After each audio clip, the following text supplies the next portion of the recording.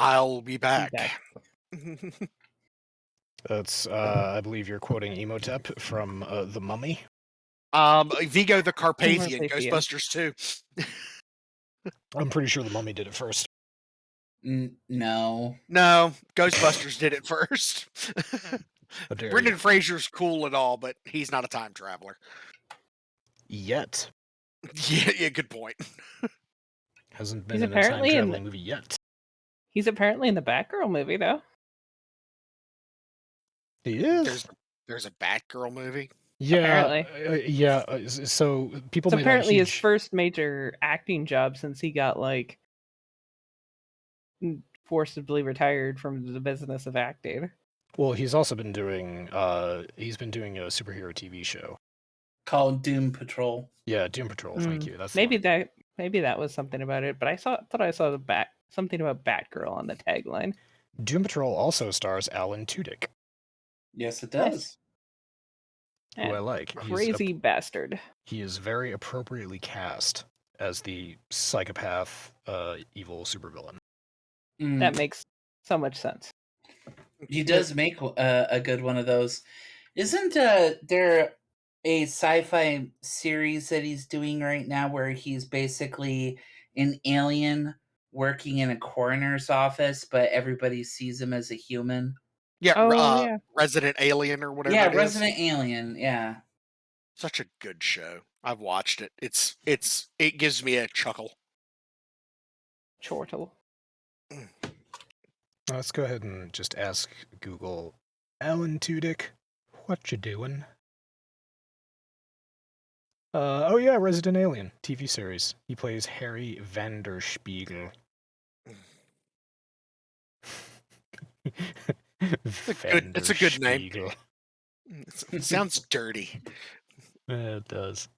He's slated to be in Strange World, which is supposed to come out this year too. So, good old Alan Tudyk. Anyway, hello everybody. Welcome to Church of Chonkwij podcast. My name is DrNiggle. I'm joined tonight by Kosin, Masami, OmegaConstruct, and Zero Baron. I'm taking more of an NPR approach to this podcast, where I'm going to talk very close to the microphone, and I'm going to enunciate all of my words, but speak very gently. And in a similar tone of voice without fluctuating wildly at all. And we're going to speak about absolutely nothing at all. And then ask you for money at the end of the night. Similar to NPR, yeah, we're gonna talk about things that are interesting to somebody out there. Let's see. And I actually want to start off with an update. Masami posted some articles regarding Sony's Bungie acquisition. Mm-hmm. And it was The Verge, I'll throw this up here, that put out an article titled Sony's Bungie acquisition is all about Fortnite. Which is a little, I mean, it's a bit misleading. It's designed to make you click on it, and it did. Right. I mean, it did its work. It definitely works as clickbait. But the gist of the article is that Sony, looking at Sony's top played games on the PS, you see Fortnite is definitely up there, one or two positions ahead of Destiny. So what they're doing, according to this article, what Sony's ambitions are for this acquisition is to put more attention onto Destiny and make Destiny a bigger player than it is, and hopefully move it up the list. And that is why they are investing very heavily in Bungie, which also links to another article that was posted, which is about how much money Sony is spending to keep Destiny 2 devs from leaving in this acquisition. Yes. That article amused me. Well, and what's really funny about it is Cade 6, one of the Hunter Vanguard that died at the beginning of Destiny 2 Forsaken. Spoiler alert. They are adding him to Fortnite. So I'm sitting here going, okay, they're putting all this money into Bungie to get them to beat Fortnite, but then Bungie's adding K to Fortnite. I don't know if Sony necessarily wants to use Destiny to beat out Fortnite, because Sony does, in one of these articles, they mention that Sony owns at least $450 million worth of Epic, which is not a majority by any measure, but it's a significant amount of stock that they have. So yeah, we can get back. So we know that Sony paid $3.6 billion for the acquisition of Bungie, but 1.2 billion of that 3.6 is going out for, let's see, it's retention incentives or some other corporate bullshit speak.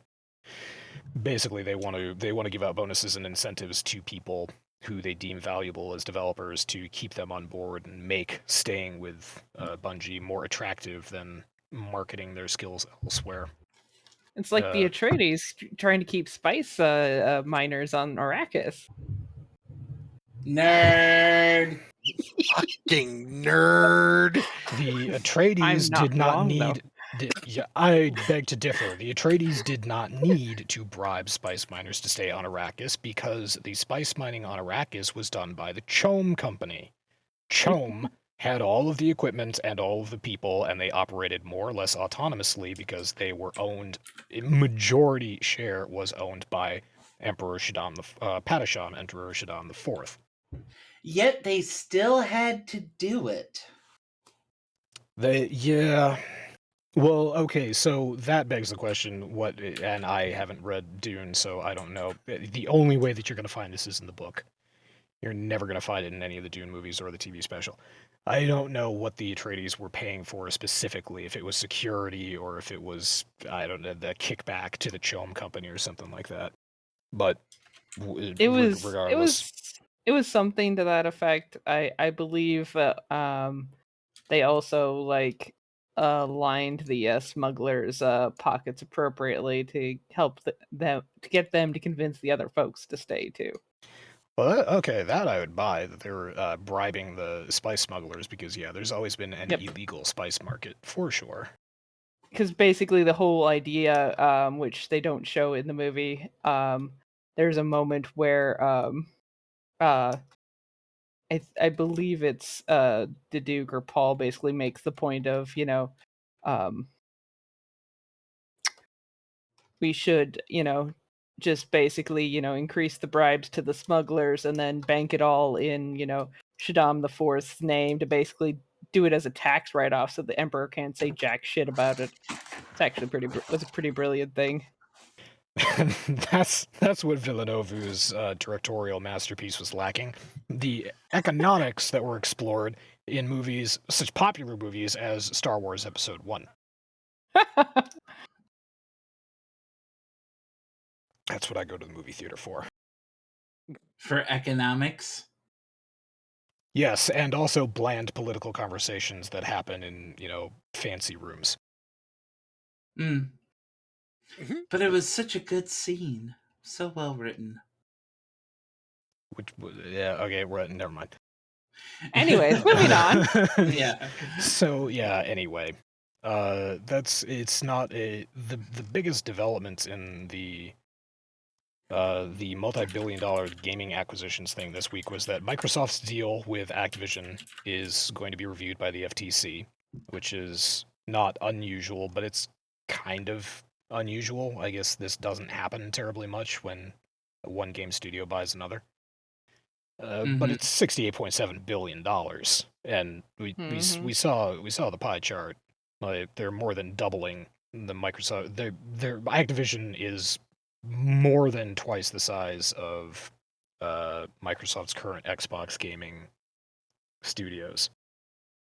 So yeah, that's their deal is going to be reviewed, and some of the details. I actually have the press release Bungie's FAQ for their deal with Sony.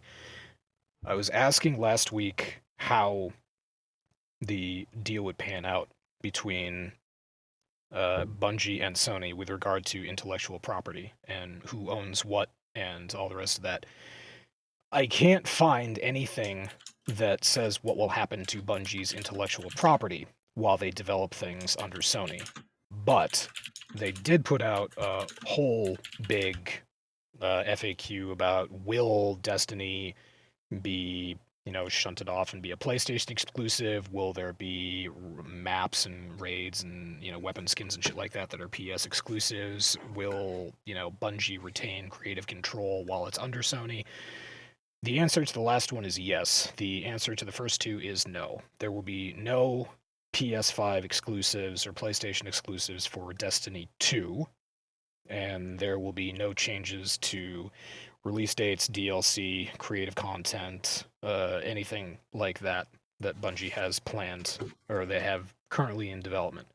So, according to this, Bungie is going to maintain complete control, full creative control, quote, of publishing independence of the Destiny universe.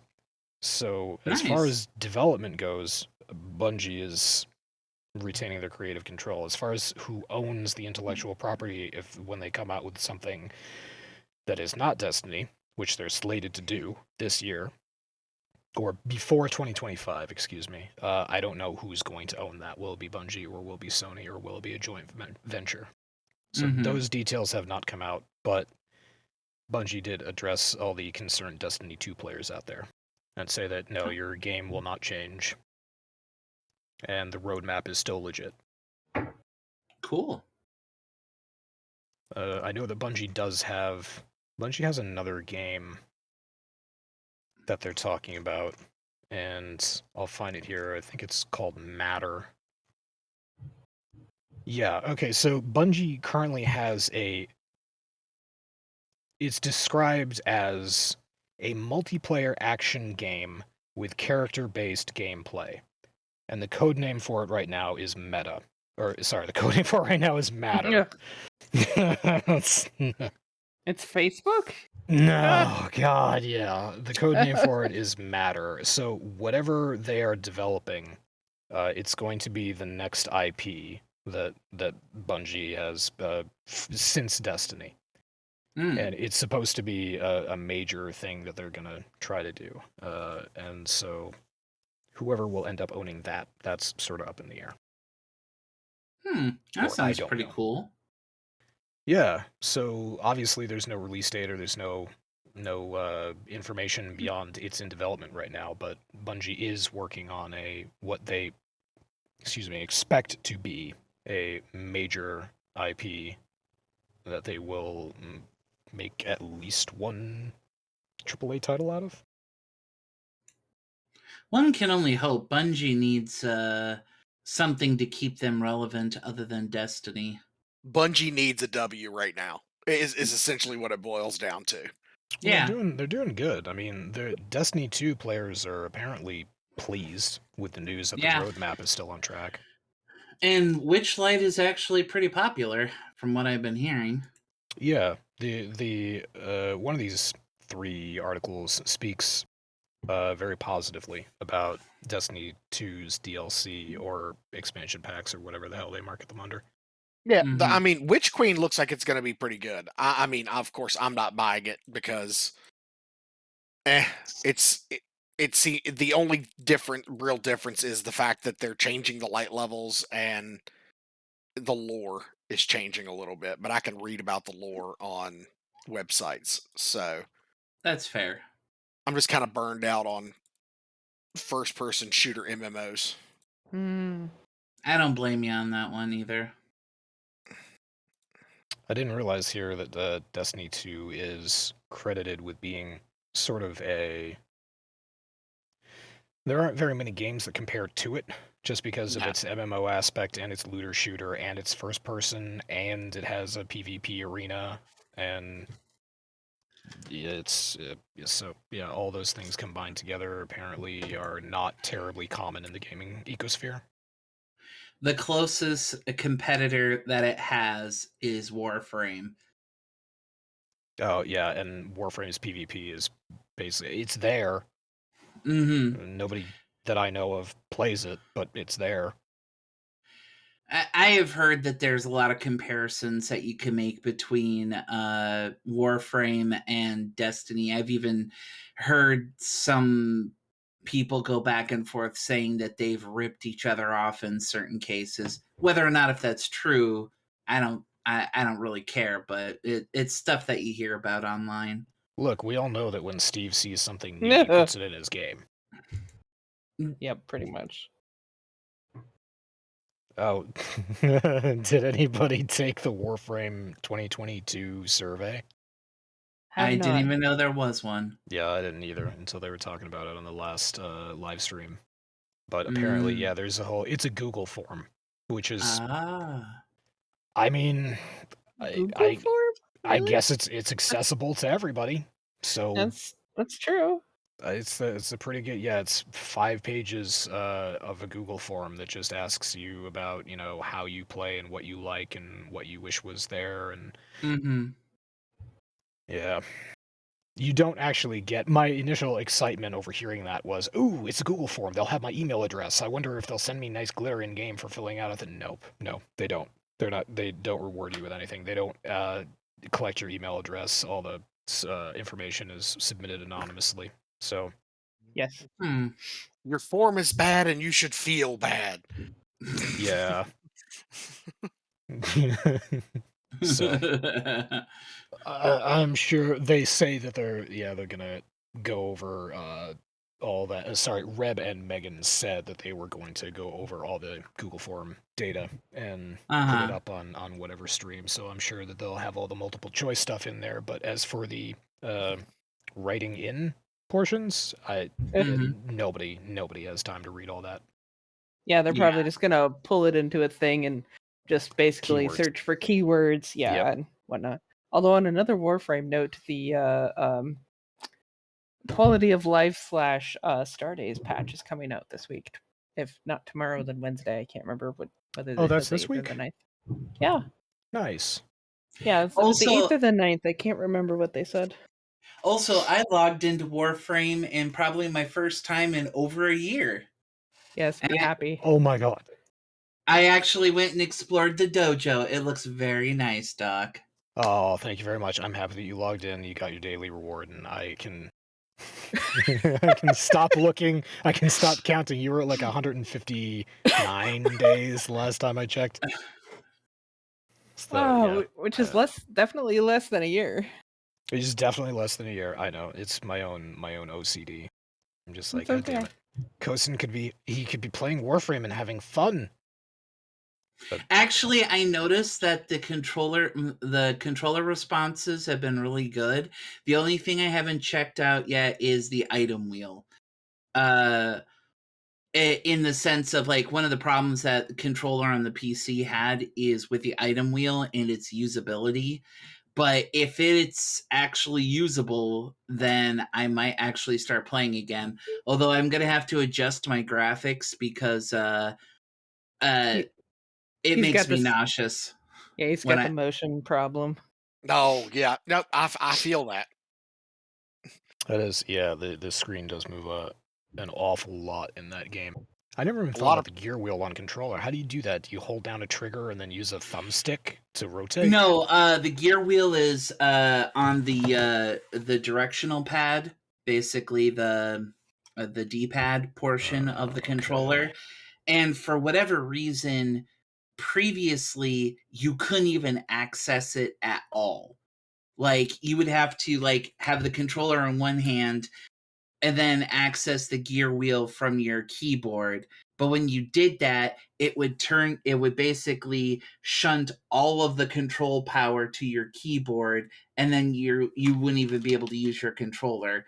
It was annoying as fuck. And even though I don't use the gear wheel all that often, there are some missions where I might have an item on hand that I need to use during the mission, and if I can't access the gear wheel, I'm kind of fucked.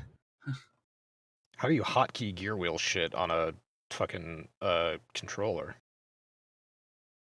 On yeah. PC, I don't have to open the gear wheel. I can hit a hotkey and it'll just deploy Arcwing or whatever. The controller doesn't have that option.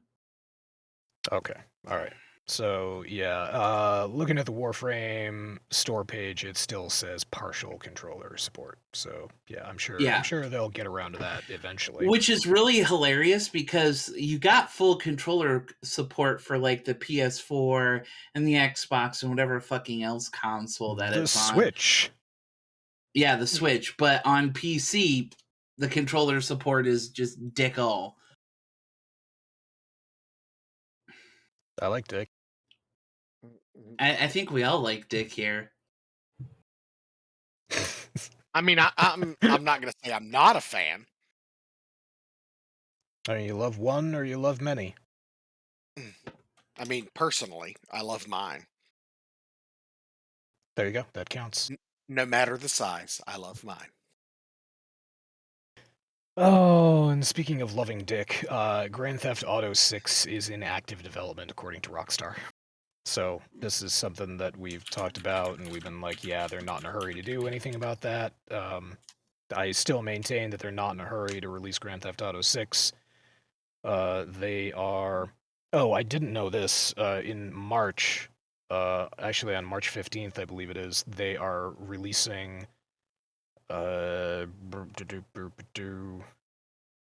re-released in enhanced form for PlayStation 5 and Xbox X. So PS5 and Xbox X are getting 4K 60 FPS versions of GTA 5 and GTA Online on March 15th. So they're still developing Grand Theft Auto 5 and GTA Online, and they probably have plans for more free content or free updates in GTA Online. So it's still capable of being a cash cow. They're still paying a lot of attention to GTA Online, but in the meantime, they have started making Grand Theft Auto 6, which I expect means it'll be out in, like, what, 2024? 2025? Somewhere around there? Something along those lines. Also... slightly before Diablo 4 is released. One can only hope. It was also reported that that despite its messy launch date, the Grand Theft Auto trilogy did really good numbers in its sales, like surprisingly, despite how fucking messy it was. Yeah, well, I expect that a lot of those numbers come from pre-orders, because, or no, yeah, I will. I'll expect that a lot of those numbers came from pre-orders because once those games came out and there were reviews of them, people got slightly more weary. Because they were, I love the way that this article puts it. The studio shipped Grand Theft Auto, the Trilogy, the definitive edition, to, quote, a mixed response in November. It's mixed. That's a well, generous, I mean, if you only had 2% of people that actually liked it, it is technically mixed. Technically, which we all know is the best kind of right. You're right. Yeah, you're right. I like it. Oh gosh. So those are the two articles, or the two subjects that I sort of picked out of what went wrong. A lot of smaller things also went on, but there's not terribly much to talk about with them because I don't know shit about Warcraft. Wait, Warcraft? What? What's you commented on this one, Zero. World of Warcraft will finally let Alliance and Horde players raid together. Which is good. I mean, because 90% of the content that's been put out in the last 4 expansions has been Horde and Alliance working toward the same end goal, which was defeating the Legion or fighting against the Lich King or something like that. It's been now, like Battle for Azeroth, okay, Yes, Battle for Azeroth had you had the Alliance version of the final raid, and then you had the Horde version of the final raid. That was it. But outside of that, everything could have been done, jointly. Which that content will at this time still remain, specific. But all of the joint content will become joint content. I was just really surprised when I fucking saw it, so I hope you were going to provide some illumination. I'm like, what? Well, what's funny is everybody's like, okay, this will actually force people to play Alliance characters now. No, it won't. No, it won't. Don't be so naive as to think that it's going to force people from one faction to another. It's not. It's going to remove the in-game stigma of Horde being better than Alliance, even though we all know that Horde is better than Alliance. Excuse Blasphemy. me? It is. In It's true. in PvP and most other content, the world's first have been taken by Horde faction, or the Horde faction. I just thought you were talking about how there's a superior class of person that decides to go Horde, which is why the Leetness is definitely Horde. And he told, for the grand total of 3 hours that I have played World of Warcraft with Leetness, he told me to go Horde. I mean, I started off playing Alliance, and then I learned better. Right. Look, Keep telling yourself that. all I have to say, okay, Whatever helps you sleep at night. is I sleep just fine. Minus the night terrors, I sleep just fine. But I mean, if you go back and you look at the Alliance as a group, there's a lot of like bigotry and racism within the Alliance, and it's actually quite scary. It was something He's that not was wrong. Yeah, Yeah. he's really not wrong. Yeah. Really? Wait, real Oh, life yeah. bigotry and racism? No, well, I mean, Or is But the this answer to that is he's not wrong. the lore, Okay. the lore itself, like in Warcraft 3, when you are doing the quests for Kael'thas Sunstrider, and you are playing as Kael'thas Sunstrider, you are legitimately being racially sequestered by a human general, like just because you're an elf.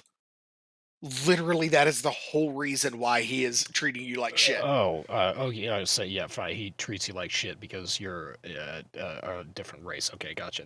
So But it's part of the actual story. But of course, stay away from those wicked elves because, Yeah.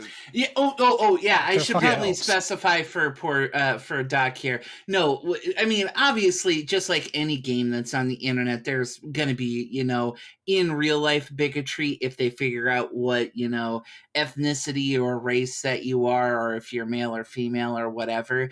But in game lore, there's a lot of bigotry on both sides. More so on the Alliance than it is on the Horde side, I'll admit. And basically, in the player base, they do really jump on those bigotry sort of like they go along with them like a lot, which is unfortunate, especially on RP servers.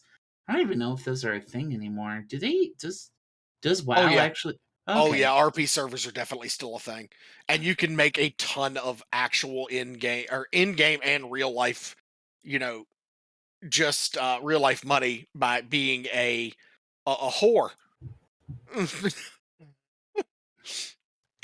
Okay, I'm gonna need you to tell me exactly how that's done. Somebody will be a female or a male character, and they will legitimately whore themselves out for in-game gold. Someone will be a female character. Come on, let's be real here. No. Male gnomes are quite Yes. the catch. They're very virulent.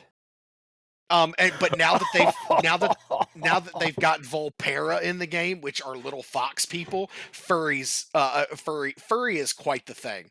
Oh God! But we don't speak about the furries because furries have a power level that I'm uncomfortable with. Like, they could walk into a public square and shoot somebody dead, and nobody would ever be able to catch them because they've got a fucking fursuit on. I mean, yeah. That's correct. That's not inaccurate. What the fuck is wrong with? Just insert whatever here. Jesus Christ! Yeah. All right. Fine. Well, at least we can all agree that furries aren't real people. I mean, they aren't real people, but God, do they have a power structure? God damn. Well, I'm happy to say that there are no fur suits in Warframe yet. There's no furry frame yet. I'm pretty sure. How long do you think that's gonna last for? I don't know. Furries are on the rise.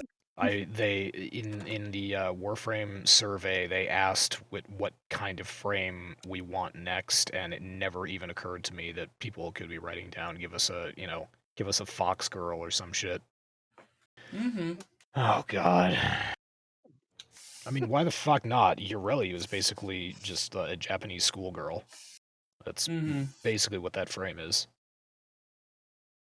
Pretty much. It's not a schoolgirl. It is very specifically a Japanese schoolgirl. Yes, absolutely. Extremely specifically so. All right, so fun. Anyway, so Warcraft. Yeah. So basically, what's the point of having an alliance? Well, yeah, you answered this question already, Zero. But yeah, Alliance and Horde players will be able to raid together. The party leader, I guess, is going to be able to select whether or not people from the opposing faction can be invited. Yes. So yeah, you can do raids together. But that does actually really open up basically random groups from being able to fill up their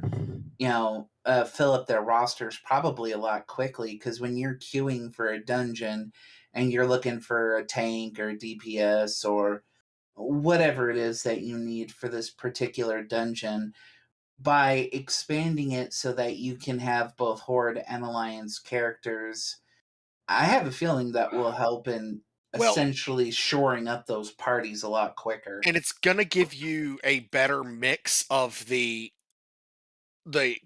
racial specialties, because that too. the Horde, I mean, not making fun of the Alliance, but the Alliance racial abilities suck. I mean, you're not wrong about that. Awful. That is true. I mean, literally, with the humans, exception that Night Elves make the superior dodge tank when it comes to... and that's true. But then now you've got, you've got Blood Elf demon hunters that are just superior in every way. Well, that is silly. But the big thing is, like, okay, what do the humans get? Oh, the humans, when it was originally when it was Warcraft vanilla, Isn't something skill related? Yeah, it was. They got a +2 to all weapon skills. Yeah, that's right. I remember that. It was dumb. But when they revamped that to where you didn't have to level your weapon skills, they turned it into, the Alliance had I think it was a +50 with all factions.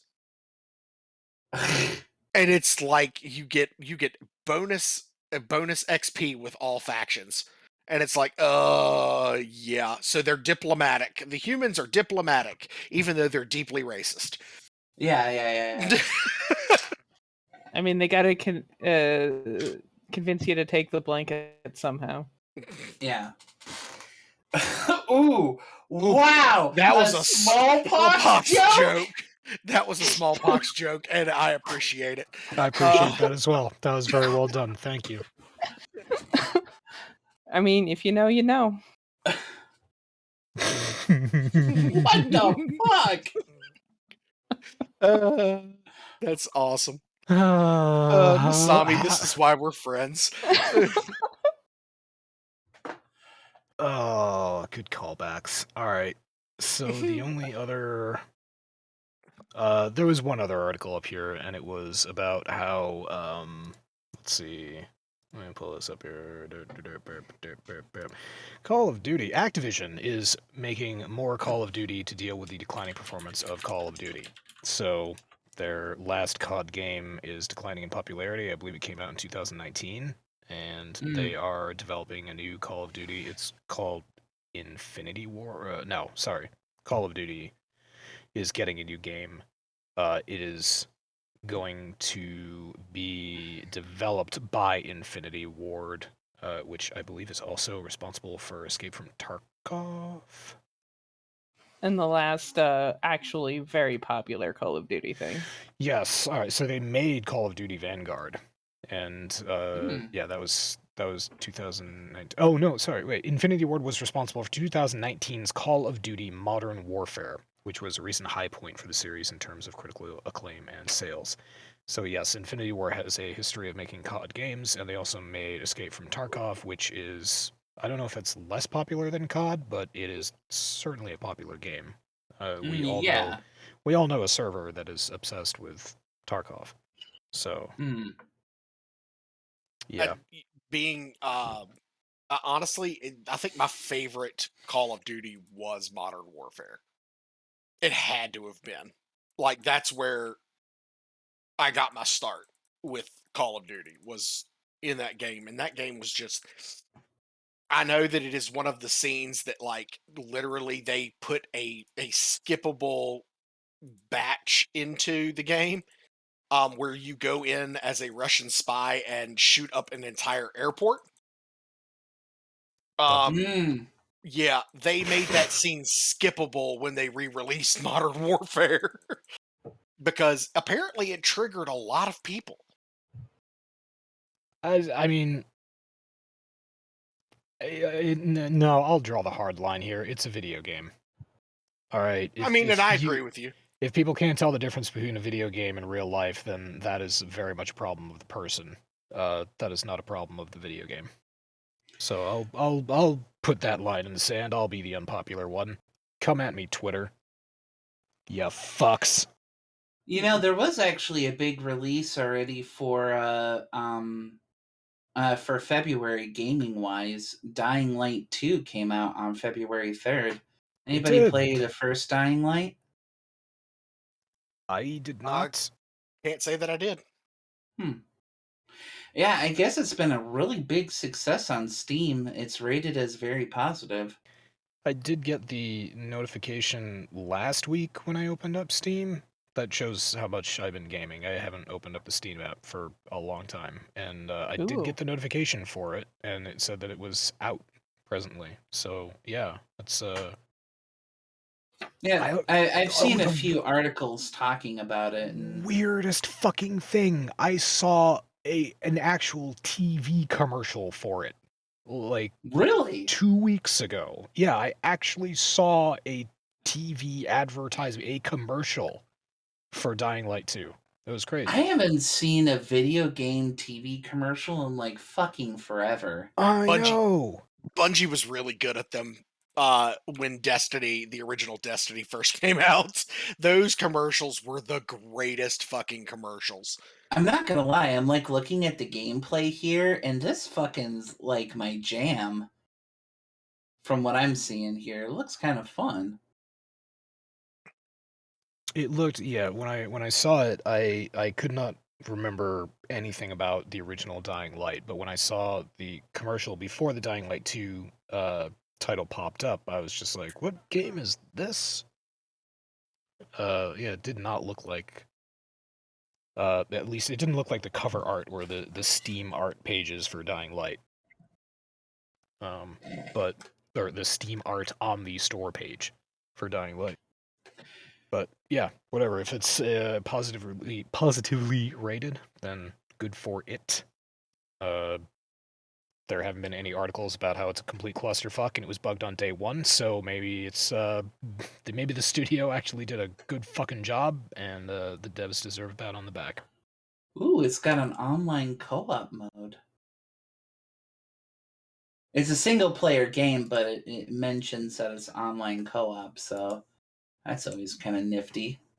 And then, the last thing that Masami, I think it was Masami that posted it, was Netflix 2022 movie lineup. That was for the movie segment. If one happened to grace our. Oh yeah, no. You post something like that, I'm going to talk about it. There's a lot of stuff on here that just looks like straight up schlock. Yeah. Usually when I see Ryan Reynolds in something, I'm like, oh, it's not going to be a good movie, but it might be fun. That's one thing I've always noticed about Ryan Reynolds movies. They're not necessarily good, but they are fun. Sometimes I don't know why they made the Hitman's Bodyguard's Wife Part 2 starring Samuel L. Jackson and what's her face. Selma Hayek. It's Selma Hayek. It totally is. But I was just gonna say, yeah. Never mind. Selena Gomez's mom. Even though she's not. Yeah. Selma Hayek is good. She's been actually the funniest thing I ever saw her in was 30 Rock. Dog. Actually, funniest thing I've ever seen Selma Hayek in is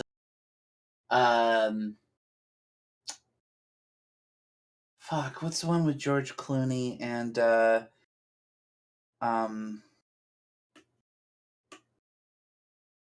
Quentin Tarantino? Oh no, not From Dusk Till Dawn. Yeah, Dusk Till Dawn. That was the fucking funniest thing that I've ever seen Selma Hayek in. I don't think it was supposed to be. It wasn't. But guess what? It fucking was. Because there's nothing funnier than Selma Hayek going vampire on George Clooney and him going, "No, I've been married before," and then blowing her away. That was fucking hilarious. Oh my god, I haven't seen that movie in for fucking ever. I love it. And like the scene with Quentin Tarantino with the fucking hole in his hand and then looking at looking at George Clooney through it. That was fucking just. Selma Hayek in Dogma was really good. She was great. Lifts up her skirt in the middle of the strip club, and all you hear is hey, they're getting a free show. Jason Mewes in the background going, "Hey, look, they're getting a free show. Come on, man, show that shit to me." Oh god. Okay, all right. So anyway, yeah, go ahead, because I'm just going to talk about these movies one after. Well, no, I was going to say I figured that basically this list of Netflix movies are going to be absolutely and utter crap. They got some really big names for some shit that I'm not so sure about, is basically the summary I got. Yeah, that's also my whole thing here, is because, all right, so the first one up here is the Adam Project. That's the one that has Ryan Reynolds of it. The summary is a pilot who journeys into the past in order to save the future with the help of a younger version of himself and their father, who's already died in the older Adam's time. So Ryan Reynolds is going to go back in time and work with a younger version of himself. I guess, the whole Back to the Future paradox thing doesn't exist here. And he's also going to meet up with Zoe Saldana and Mark Ruffalo, who I assume is going to play his deceased father. And Jennifer Garner is also in this. So there's a name I haven't heard in a while. Yeah, Jennifer Garner has not really been in that much mainstream, at least. So yeah, there's that. There are a couple names in this. Zoe Saldana. It's like, really? I guess they're not making Star Trek movies anymore. So I wonder this'll be what she someday. has been up to other than that. But yeah, so that's all right. That's a time travel movie thing. It's again, it's just Ryan Reynolds' name makes me suspicious. But the next one is called Day Shift, which sounds fucking amazing. So it stars Jamie Foxx. Already off to a good start here, because he usually, even when he isn't the main character, he usually steals movies. That is true. Go ahead and go look at Baby Driver. He's a side character who just fucking kills it. So Jamie Foxx is an unassuming single father who spends his days looking after his daughter, and traveling around the San Fernando Valley where he works as a pool cleaner. His nights, however, are consumed by his actual job, slaying ghouls as a member of the world's International Union of Vampire Hunters. This looks and it's got Snoop Dogg in it. This looks yes, fucking awful, and I really want to see it because it could be a lot of fun. It does sound like it's going to be a lot of fun. Like I'm a big fan of Jamie Foxx. So I would like to see a movie where he's the main character again. I haven't seen him as a main character in a long time. The second Spider-Man movie with Andrew Garfield does not count. Right. Yeah, actually, when I watched No Way Home, he reprising his role as Electro was actually really good.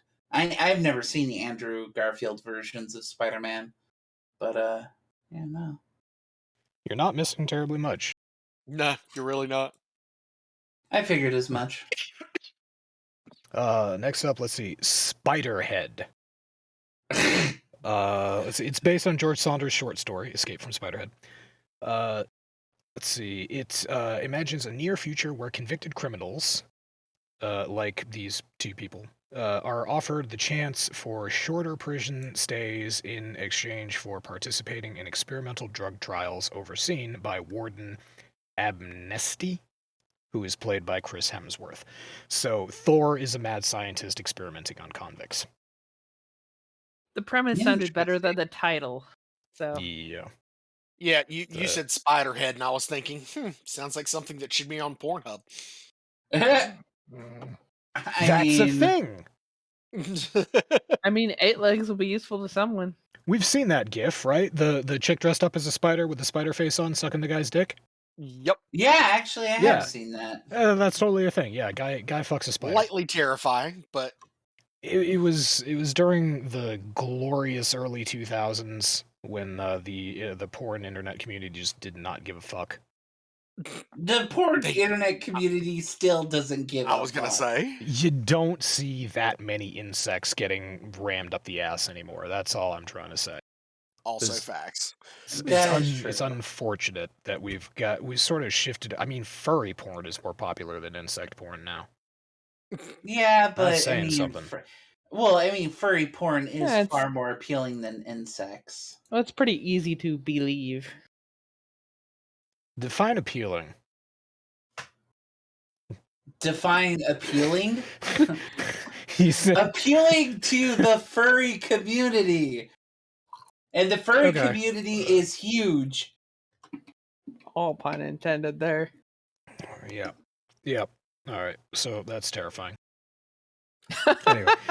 So yeah. Anyway, good for Chris Hemsworth. The next one caught my eye because I looked at the head poking out of the closet, and it definitely looked like Jason Momoa wearing an outstandingly fabulous hat. And it's called Slumberland. And the summary is: when a young girl happens upon a map of Slumberland, which is a world made up of everyone's dreams, she embarks on a journey, presumably along with a faun played by Jason Momoa. That's a Lion, Witch, and Wardrobe reference. Ha ha ha ha ha. In search of her late father, who she believes is somewhere still out there. So yeah, I guess Jason Momoa is poking his head out of what looks to be a wardrobe. Maybe she goes into the wardrobe with Jason Momoa. Does that sound like Little Nemo to anybody else? Kind of a little bit, yes. Yes. But this one is actually based on. Shit, this one is based on a book as well. But it is not Lion, Witch, and Wardrobe. Obviously. So yeah, that's that is probably gonna be one of your hit or misses. Not great, but the next film here that's being put out by Guillermo del Toro is probably gonna be kind of outstanding. He's thrown his hat in the ring and he's doing Pinocchio. Yeah, but have you seen the video with the voice actor that they're using for Pinocchio? No, I don't know who the voice actor is. Okay, hold up. Just one moment here, because I need you to listen to this. Okay. Like, it looks like it... Yeah, no, Go ahead. Okay. I was gonna say... While Cousin's looking that up, Pinocchio stars... This one has some real names behind it. Gregory Mann, Ewan McGregor, David Bradley, Tilda Swinton, Christoph Waltz, Kate Blanchett, and Ron fucking Perlman. People generally with taste. Yeah. In the So movies they Drew choose. Carey is not playing Geppetto. I want no part of it. Oh God. I'm sorry. That was a joke, and I mean it as a joke. Oh, that's fine. It's Guillermo del Toro, so obviously, yeah, it's got some weight behind the name, and the director is obviously really fucking excellent at making bizarre shit. Yeah, absolutely, he is. It's going to be. Something tells me this is not going to be one of those. Hey, kids, let's sit down and watch this movie. No. Probably not. Nope. So, I put the trailer in there that shows who that basically goes through it's the story trailer. It's really nicely put together, but listen for when Pinocchio speaks on who the actual voice actor is. They obviously announce it near the end of the trailer, but you will be very surprised. And if you don't recognize it right away, I would be very surprised.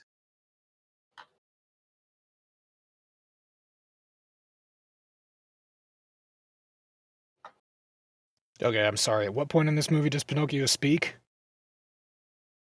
Let me see where the first time that it shows Pinocchio speaking. I skipped around at 53 seconds in. He hasn't said a word yet. Start at 21 seconds into the trailer. You should hear Pinocchio. 21 seconds or 20 seconds in. Right. 20 seconds in. All right, let's do that.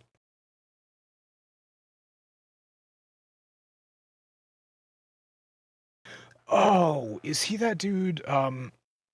Was he that dude who was in Eternals recently? No, not Eternals. Think older. That's Pauly Shore. Oh, no way. That is Pauly Shore. Oh. They actually show it at the end of the trailer. That's who's the voice actor for Pinocchio. Why isn't he credited in this article? I have no idea. Hold up here.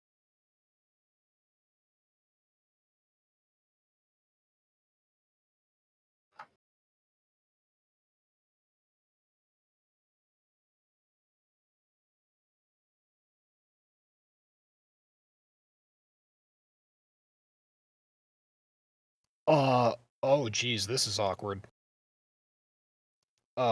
Disney also has a Pinocchio movie, a live action Pinocchio movie coming out this year.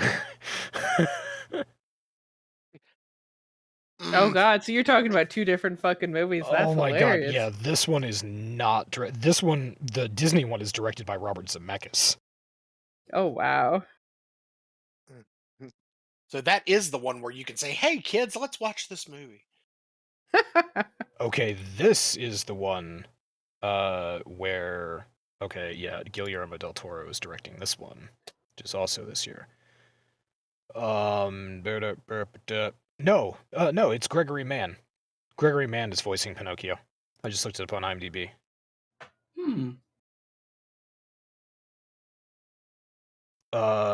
Gregory Mann is known for absolutely nothing. The TV series Victoria. That was it.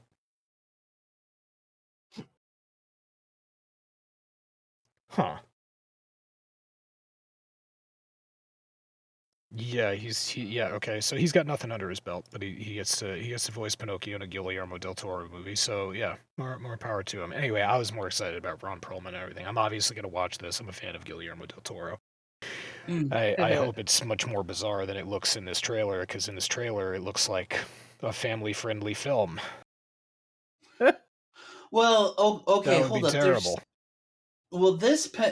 Actually, it sounds like that there's two different Pinocchio movies coming out, Yes. because there's Pinocchio: A True Story, which is this one, and then there's a different one. I think the other one is claymation, right? Or stop motion that they're doing for the because that's the one I was also thinking about too. But these are two different Pinocchios. Oh, never mind. I'll check on IMDb for you. Let's see. Let's get full fucking. I'm just wondering which one's the one that's coming out on Netflix, or are they both coming out on Netflix? Oh no. Guillermo del Toro's is coming out on Netflix. The Robert Zemeckis Disney one is probably going to Disney Plus. Disney Plus, yeah. Yeah, exactly. Is this Pinocchio: The True Story? Is it actually a Disney movie though?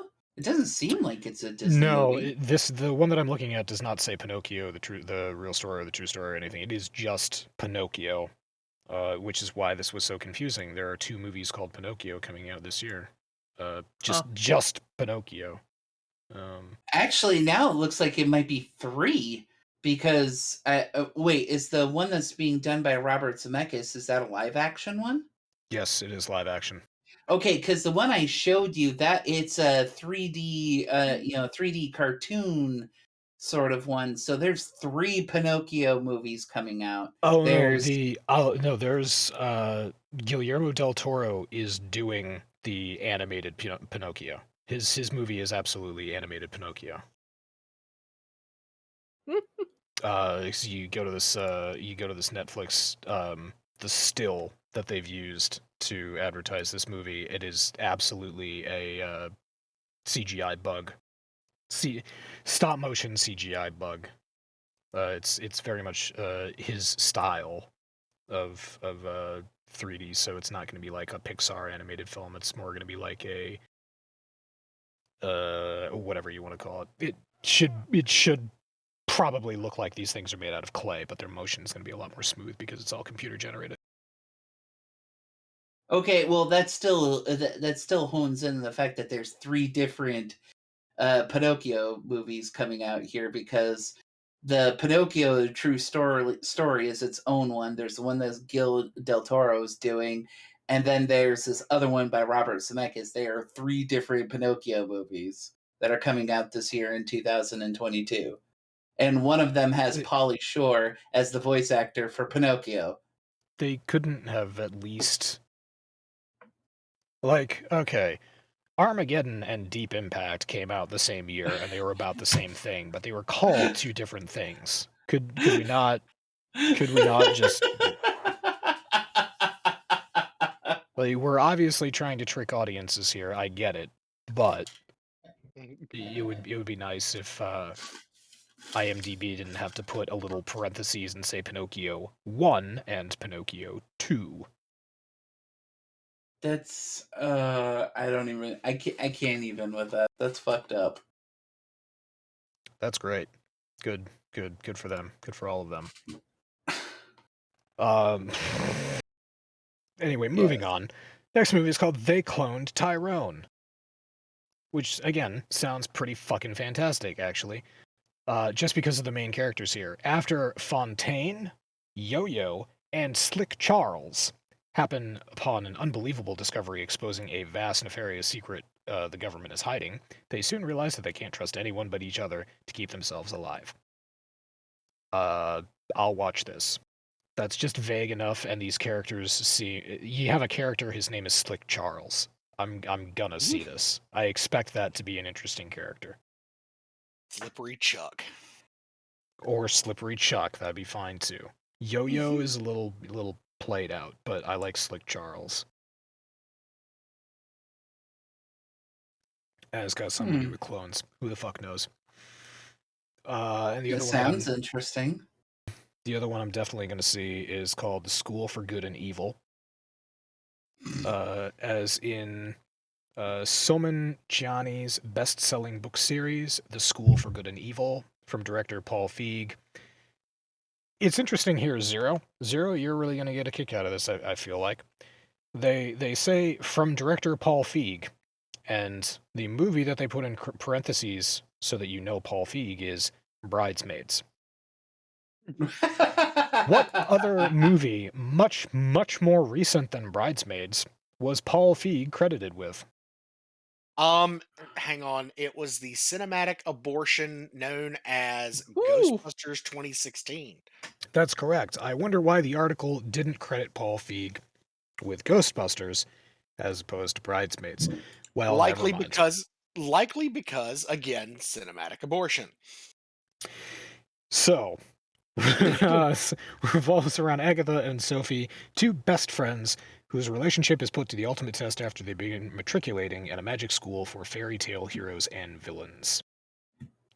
This also stars Charlize Theron, Kerry Washington, Lawrence Fishburne, Michelle Yeoh, Sir Ben Kingsley, Rachel Bloom, Peter Serafinowicz, and Rob Delaney. Also Patti LuPone. I have no idea who that is. But yes, I want to watch this because Charlize Theron, Lawrence Fishburne. I haven't seen Lawrence Fishburne in for fucking ever. And Michelle Yeoh and Sir Ben Kingsley. Those are all Last thing I names saw Lawrence Fishburne in was John Wick 1 and 2. Patti 3. LuPone is Broadway sorry, royalty. 1 and 3. She's Broadway. Has she done stuff on Broadway that I might know? Story-wise? Look up her page. She is legitimate Broadway royalty. Alrighty. Like, she's currently in the revival of Stephen Sondheim's Company, which the only reason I'm even bringing this up at all is because my girlfriend worked on it. She's not the star character, but she got top billing. Ooh. She is Broadway royalty. She is as big of a name as anybody on that list. This is too bad because it's covering filmography, not... In her world, yeah, she's the queen. She's got a lot of film credits under her name, but there are not too many things here that I've seen. That's right, fill it up. Oh, she was on Penny Dreadful. I have definitely seen her. I need to watch that series. I hear it's really good. You know, Penny Dreadful is one of the only series where I watched every single episode and I loved it, and I refused to watch the last episode. Oh. Still haven't seen it. Have no idea what happens. Don't want to know what happens. Great series. I'm happy where I left it. Fair enough. And she was also on American Horror Story. What the fuck? She played American Horror Story and a lot of other shows like that. Pull a lot of Broadway performers in. Who was she in American Horror Story, Doc? She played Joan Ramsey. Which is not going to help terribly much. I don't know if this is season 1 or 2. American Horror Story, 2013. Season 2. Season 3. Okay, so it was Coven. And Coven happens to be my favorite. Yes, indeed.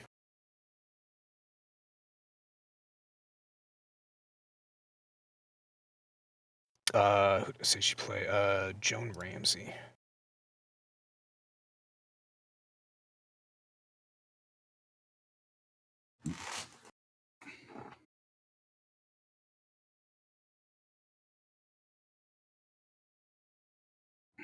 Oh, okay. All right. So I do know who she is. I have seen her in a bunch of places. And she played one of the witches. She wasn't a main character, but she was a recurring character for American Horror Story Season 3 Coven. So yeah, What's good her on name again? The actress's name is Patti LuPone. Patti LuPone. Okay. Patti.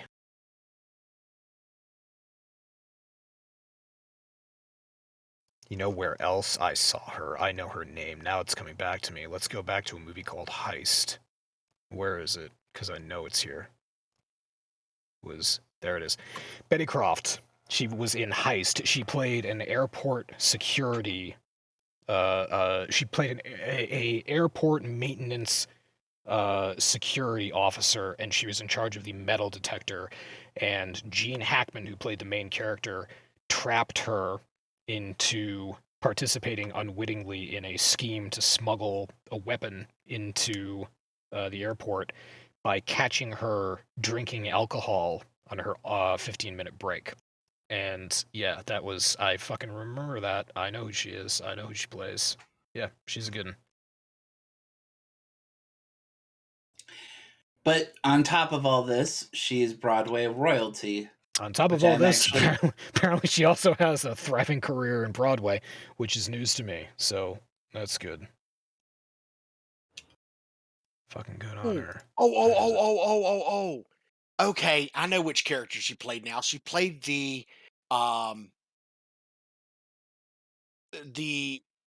Jesus freak fanatical neighbor to Miss Robichaux's Academy for Exceptional Young Ladies. She played the mother of Luke in that series, who all of the other girls fawned over, and she ended up getting she ended up getting shot in the chest by her own son. Spoilers in the show. Well, if you haven't seen Coven by this point, who are you and why are you listening? But God, yeah, watch American Horror Story. It's a good show. Yeah, God, great show. It's a good show. Every season is different, and they're all good for reasons. All right. So anyway, yeah, that's The School for Good and Evil. I'm watching that because it's got people in it that I generally like, and also it's being directed by Paul Feig, so there's a 50-50 chance that it's a giant turd. Fuck you, Paul Feig. All right. Okay. The next movie is Enola Holmes 2. So we have Millie Bobby Brown. Holmes 2. Millie Bobby Brown is returning as Sherlock Holmes' plucky younger sister in a new story about her very first official case, a mystery about what happened to a missing girl. So it has Millie Bobby Brown in it. First of all, she's not always the greatest actress, but when she's used appropriately, it is fucking amazing. Go see a Quentin Tarantino film. I will say I saw the first Enola Holmes, and I rather liked it. I didn't. So this gives me an excuse to watch Enola Holmes and then Enola Holmes 2, and the other person who's in this that we all know and love is Henry Cavill. As Sherlock Holmes. That asshole. Yep. So also stars Henry Cavill, Louis Partridge, Helena Bonham Carter, David Thewlis, Susan Wakama, Adil Akhtar. Sorry. I know it's Akhtar. It's the H and the T in the wrong order. My brain swaps those around. Yeah, and some other stuff. So yeah, that's I don't think the first Enola Holmes got great reviews. I think it was pretty middle of the line. It was okay. All right. I mean, there was enough goodwill that they were like, yeah, we'll do a second. Right. So it hit the numbers at least. And they're gonna do another. But yeah, it's an excuse for me to watch the first one and the second one whenever it comes out. I'll have to rewatch the first one. That was a good time. What's the first one about then? If it isn't like her first case, what's It's the first one is basically solving the disappearance of her mother, which is not technically her first case, but more of her basically not dropping the whole her mother disappearing thing and like going off and just fucking doing it, and then her brothers having to find her and chase her down and etc. etc. Henry Cavill is Sherlock? Yes. He actually does a pretty good job. Not something I would have saw him for or picked him for, but it's not bad. I don't know about that. I mean, I guess I didn't really know about Robert Downey Jr. being Sherlock and that turned, but that was a particular style. And those movies sort of. And Helena Bonham Carter is their mother. Helena Bonham Carter. Oh yeah. Yeah. Which she does actually their mother is like, it definitely highlights the fact that they all get their smarts from their mother. Did you ever see The Vert from the Tim Burton Alice in Wonderland, where Helena Bonham Carter is the Red Queen talking to Johnny Depp, who's the Mad Hatter, and Johnny Depp asked her, "How did you get this part?" And she says, "I'm fucking the director. How did you get this part?" And it just cuts back to Johnny Depp smiling. I mean, it was right at the time. Yep. That's fine. I hope they're all very happy together. We should not be so afraid of polygamy in the 21st century here. No. So if step incest porn can be the basis for all porn, then we should look into polygamy here. What's the worst thing that can happen? National cucking. Okay, Only so if Bodak's involved. yeah. So bring that up, and you didn't think that wouldn't get mentioned. Yeah, that's good shit. We forget sometimes. Vodak cuckbearer. Nah. Speaking of, has everybody here? I know 2 people have. Has everybody else watched Vox Machina? No, I've been. Doc. Look, I've been so busy that I haven't been able to game. I get done with dinner and I'm like, oh, I could totally watch something, and then I get upstairs and I'm like, no, I'm going to bed. It's like I could totally watch something. Yeah, I could probably get about 15 minutes into it and then I'd be out. That's fair. Take your time. You'll get to it. I'm getting. Yeah, we don't have. Do we have D&D this coming weekend? As far as I'm aware, yes. Okay. All right. Well. Yeah, there's nobody important playing in the Super Bowl, so I have no want to watch the game. Oh, is it the Super Bowl? Yeah. Yeah, that's still a thing, huh? The only thing I'm looking forward to in the Super Bowl is the halftime show. Right. Yeah, we've discussed that, and there will be YouTube videos of it, I'm sure, and that's where I'll try to catch it up. Mm-hmm. Next movie anyway is called We Have a Ghost. And it is about when a family discovers that their new home is being actively haunted by a ghost named Ernest. They do the smart thing and tell the world about it, and before long, their spectral boarder turns them into a social media celebrity and target of the CIA. Sounds pretty fucking good. Christopher Landon, Anthony Mackie, Tig Notaro is in this. And yeah, a bunch of other people. But hey, it looked pretty fucking interesting when I saw it. I like it. Looks goofy. Looks schlocky. I'll watch it. What the hell? Sounds interesting. Their ghost name is Ernest. I really... When I read that, I was just like, why didn't they ever make an Ernest movie where Ernest becomes a ghost? And then him dying jokes started popping through my head, and I was like, that's not appropriate. And I laughed. I'm all of a sudden thinking of an Ernest and Casper crossover. Yeah, why the hell not? I think that would work. If either of them were still alive. Yeah. Oh god.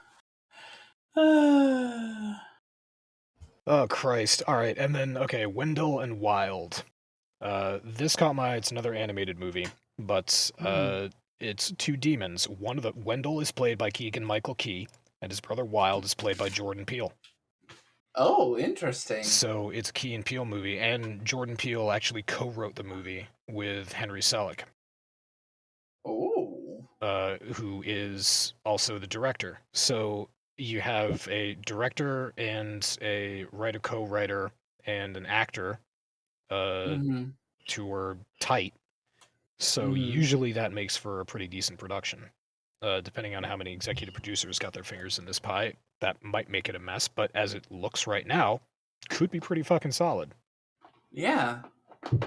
Anyway, these two demons, they can't cross over into the land of the living without being summoned by someone already there, which is precisely why they set their sights on a guilt-ridden 13-year-old who might be their key to getting out of their native hell dimension. So, two demons trying to escape hell through a loophole. Huh. Could be good. Does it have like a teaser trailer or anything like that, or is it just something that they've mentioned? Hell, I don't know. Huh. YouTube's probably got something. What's the name of the movie again? Wendell and Wild. Wendell and Wild. Wendell.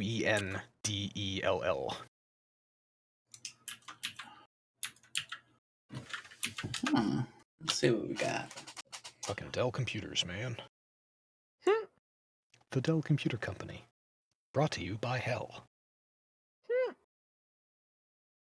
Enjoy our technical support while you're on fire.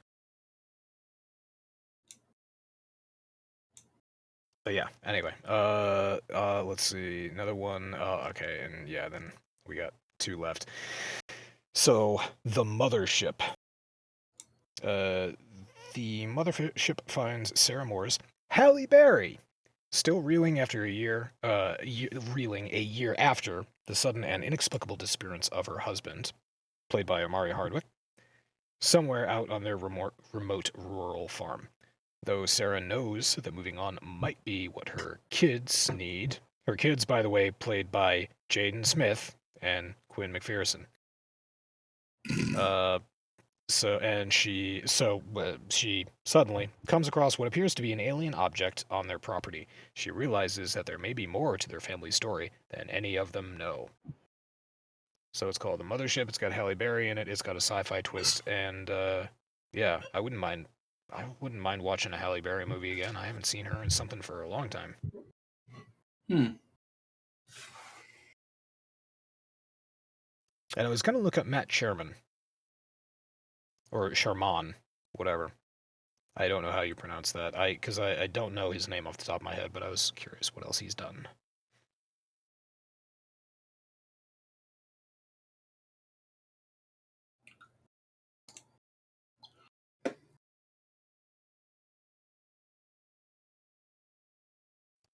If this is to be believed...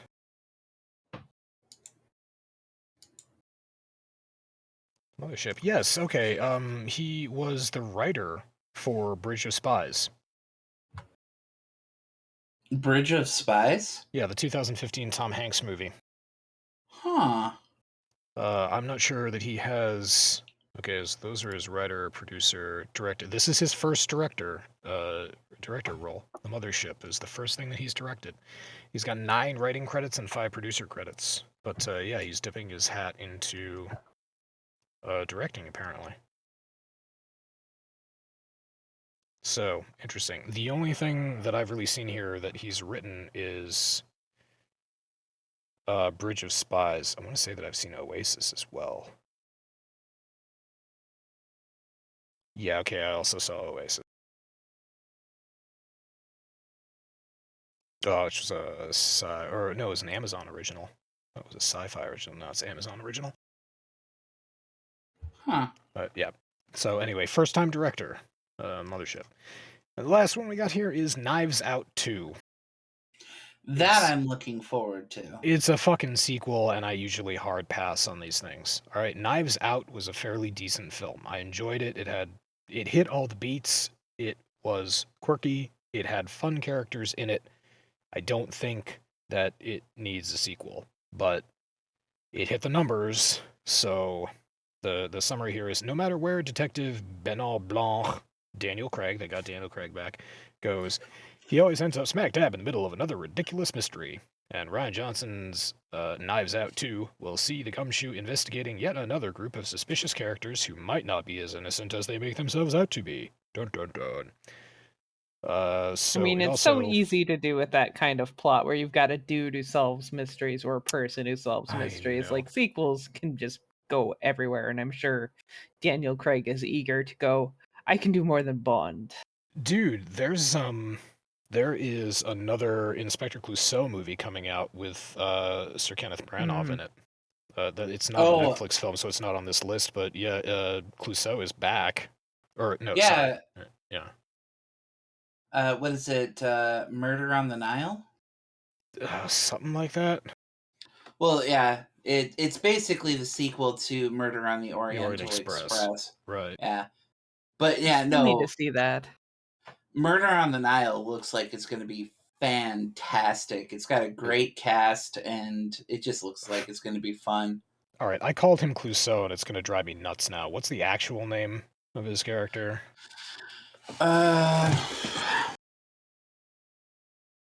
If you don't get to it first.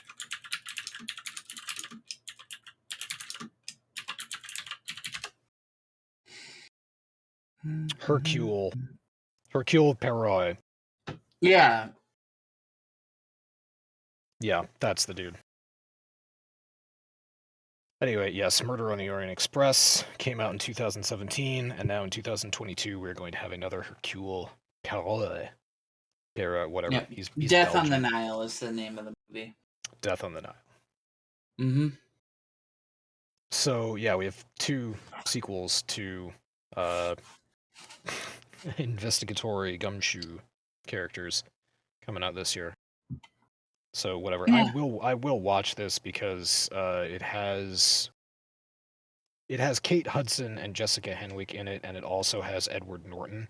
Edward Norton is not a particularly good human being, but he is a hell of an actor.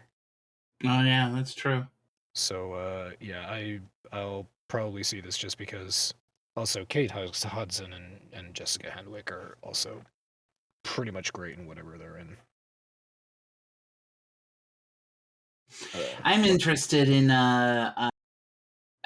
Death on the Nile because Gal Gadot is most likely the young, vulnerable heiress that's going to get cacked and be the focus of the murder investigation. Oh, good. Okay, I would look forward to watching her die.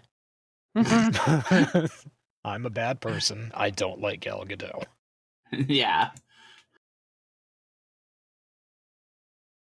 Especially, I know it's not she is in no way responsible for the mess that was Wonder Woman 1984. I know that's not her fault, but the character in there was such a decline.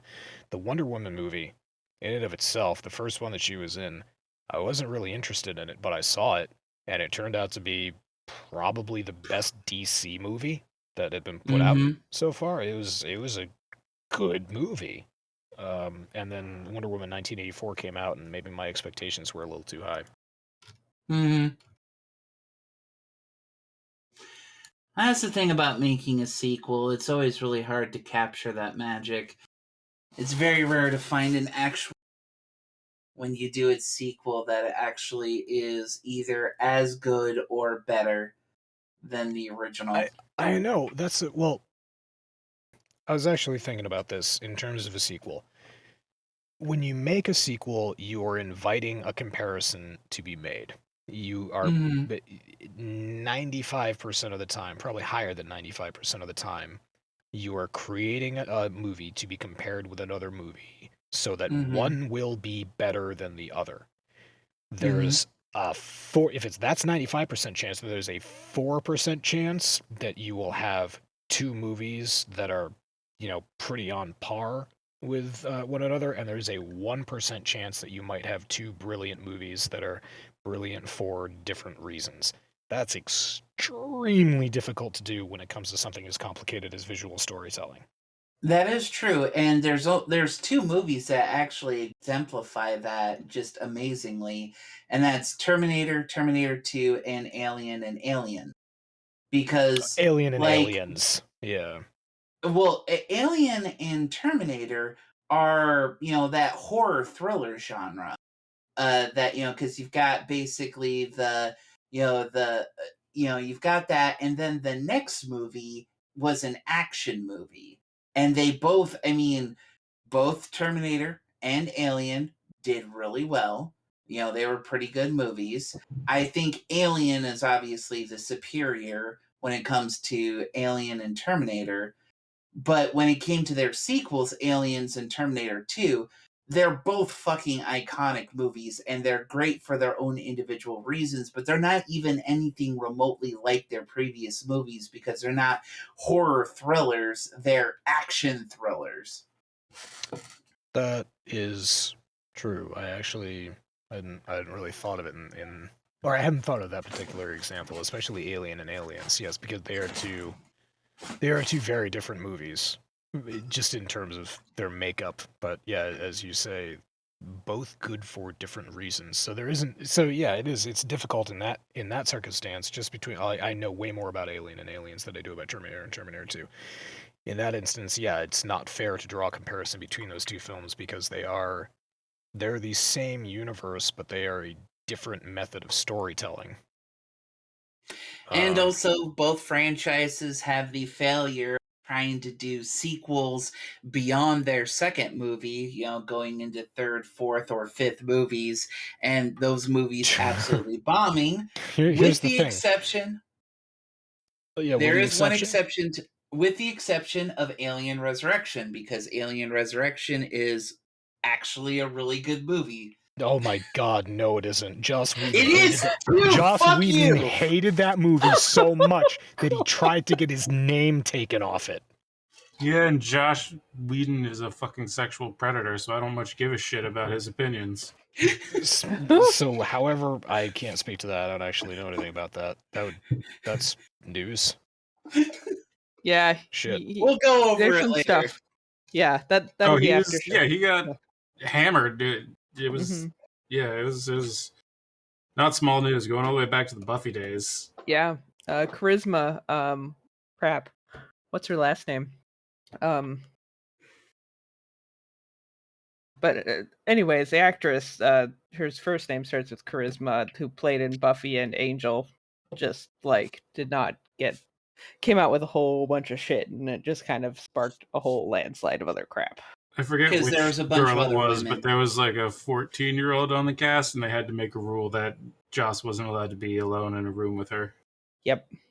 Charisma Carpenter? Yes, there we go. Charisma Carpenter, yes. But yeah, after she came out with a bunch of stuff on Joss Whedon, there was a bunch of other women that were involved in Buffy and other projects that Joss Whedon has been on, who basically is like, yeah, no, he's a complete total sexual, deviant and, crap person, and other crap like that.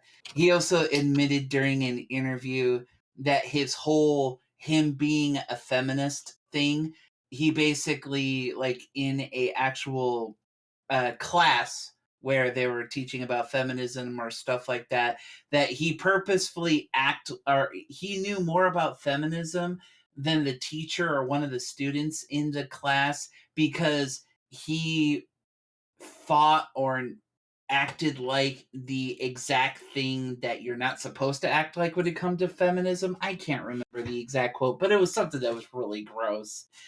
Needless to say, Joss Whedon has fallen down multiple fucking pegs when it comes to his popularity and people actually giving a crap about him. But irregardless of Joss Whedon trying to remove himself from the credits of that fucking movie, I don't care. Alien Resurrection was a fucking good movie, and I will die on this hill. I'm just now reading an article about this. This went under my radar, or over my radar. Over, under, same diff. I wonder if it's I read a really good article that went into all of that, because someone actually interviewed Josh not too long ago to get like his side, but it was like, yeah, he did When not asked- come out smelling When roses asked with it. about why he cheated on his wife with so many of his Oh yeah, the women that he worked under, his response was, "I had to. It's like I had no choice." it was He worse. was the victim. Well, it was worse than that. He was like, his exact quote was something more to the effect of, if he didn't, then he didn't think he'd ever have another shot to sleep with someone young and beautiful. It was Oh basically what God, yeah. Jesus! Yeah. Oh, here it is. The 15-year-old that you were talking about was Michelle Trachtenberg. Mm. Oh, okay. Wow. And it was one of those unofficial set rules that no one really told Joss, but everyone fucking knew. Also, it was one of the ones that was like, we have this rule, but everybody keep it from Joss. Also, all right, I'm reading a Vanity Fair article from February of last year, and this article centers around Charisma Carpenter getting pregnant during season 4 of Buffy, and how Joss Whedon responded to that. And he was just mad at her that she decided to have a baby. Yeah. And so that was the root of the behavior. There's not like specifically anything sexual here. It's just him being a total piece An of asshole. Yeah. I posted the article that really goes in depth with everything. shit. Oh, this just- fucking shit. Yeah. Hostile and casually cruel encounters with Whedon, like this ongoing passive-aggressive threats to fire me, which wreaks havoc on self-esteem, obviously, and callously calling me fat to colleagues when I was 4 months pregnant. Like, yeah. Pieces of shit do that. Mm-hmm. Christ.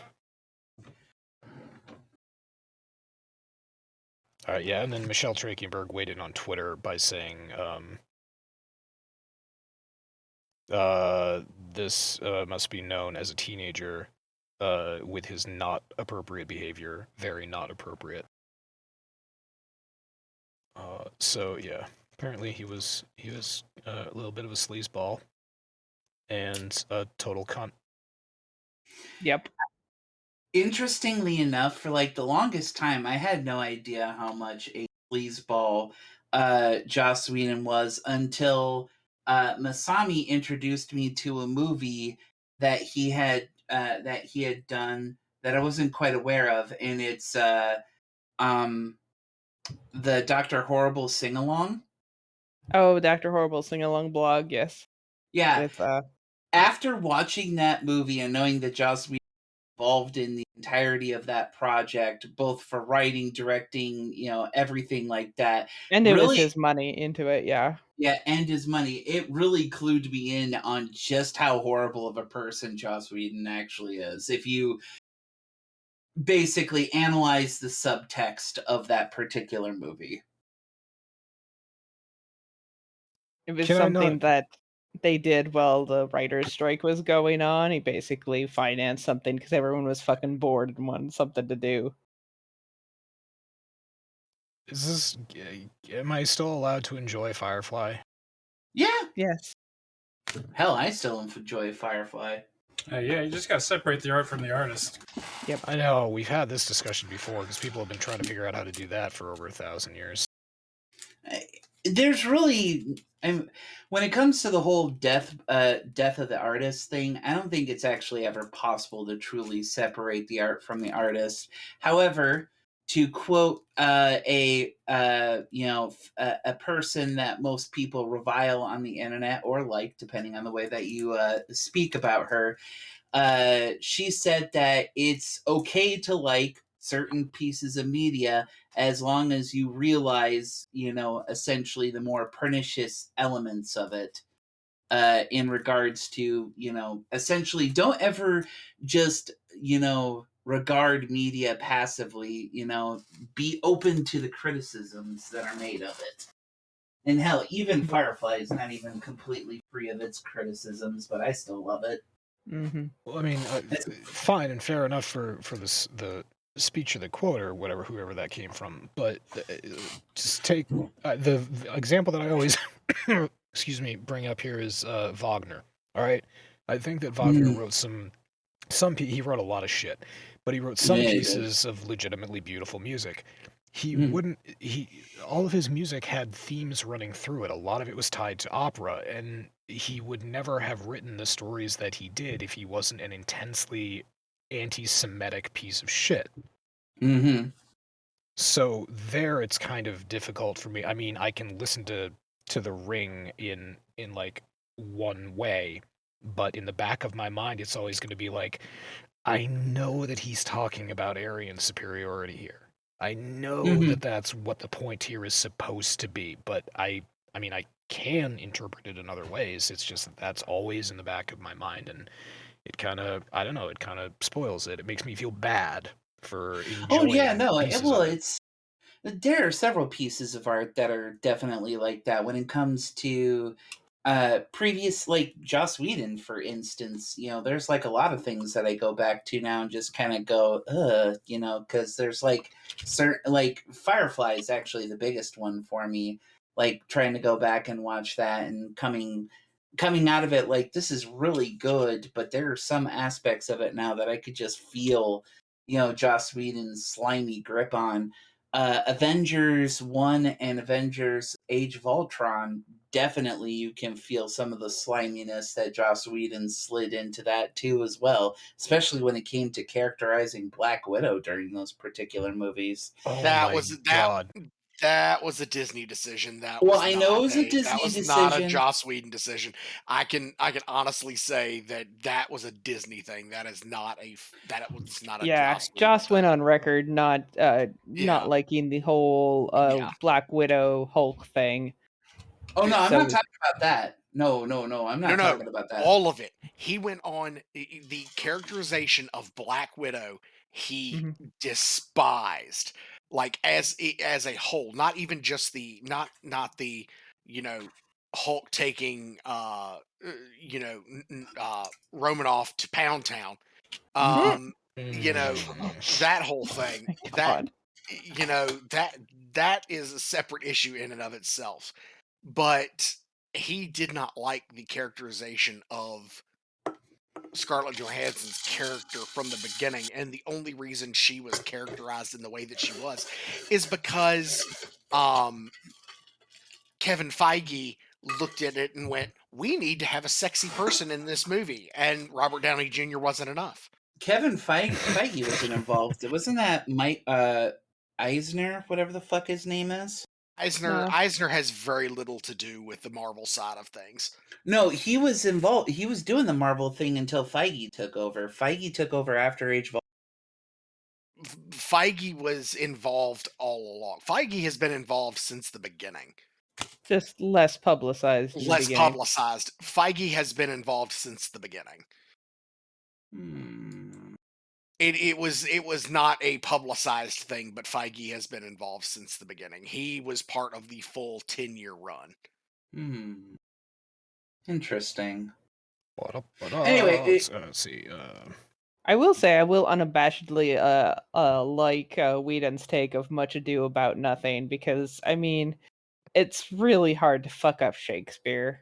That is true. That was actually really well done. Oh my God, Zero, you're right. It goes all the way back to the first Iron Man movie. Yep. I'm telling you, I know my Marvel shit, man. He's a producer on all of them. All of them. Even Ant-Man. All of them. Yep. Jesus Christ. Yeah. Well, I mean, I have to say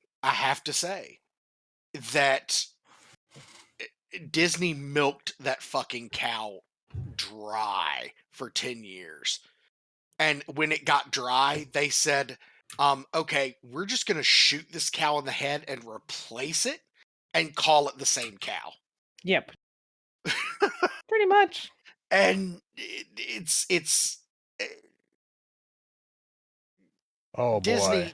Yeah. No, Oh, Disney's. Yeah. Oh boy. Yeah, I just noticed some shit here. So yeah, you know what else is in the Marvel universe? What? The Fantastic Four. Yep. Oh yeah. So Well, once they bought once they 20th bought Century Fox. yeah, they got both X-Men and Fantastic Four. Now the exact but those movies aren't part of the MCU yet. They will be. Those particular properties will be added into the new MCU. The way that they are going to do it, and this is a running theory that a friend of mine and I sat down and hashed out for 6.5 hours. Good Lord. Yes, man. we have these type of conversations. It kind of devolved from professional wrestling into Marvel movies. well, one just but naturally follows the other. yeah, it's true, 100%. You know, everything's make believe. But they wear fancy costumes and they hit each other really hard. Yeah, there you go. It works. But the way that they're going to do it now that the multiverse is a thing, the original Fantastic Four movies will be in one universe. The Michael B. Jordan Fantastic Four movie will be in one, and then the like Blade and things like that will be in its own universe or within one of the universes prior to Marvel getting their hands on it. I think Bodhi is also a Kevin Feige, I'm sorry, is also a producer for the Blade movie, which is currently in pre-production, along with the Fantastic Four movie, which is in pre-production, along with Guardians of the Galaxy Volume 3, which is currently filming.